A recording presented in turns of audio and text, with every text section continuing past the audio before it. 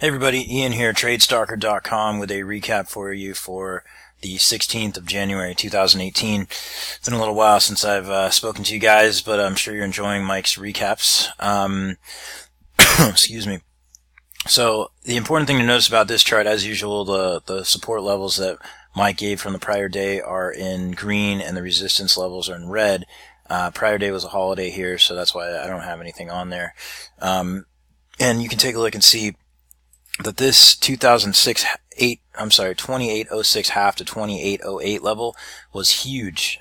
This was a level that Mike had been talking about when the market was up in this area.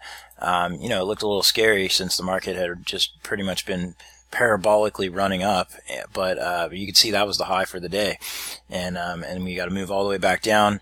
And then again, Mike had talked about these levels down here, specifically this one, the 70 to 71 being a potential low once he saw some kind of formations that were happening, and you can see that we bounced from there and made a move higher. So even if you kind of follow this down, looking at it by the numbers, you can see that most of the levels, if they didn't offer a bounce, were used as resistance on the way down, and the ones that did offer a bounce, the bounces were pretty significant because volatility was decent for today.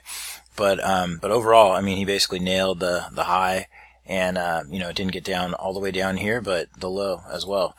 And just some good trading. I spoke to him intraday, and he had been doing some options trades and rode this down personally himself with some puts, as he had mentioned.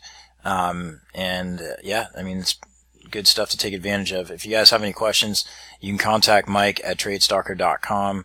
And it's always worth checking out the ebook for his trade setups as well, and hopefully you're getting some good guidance out of the intraday chat that he does. All right, take care.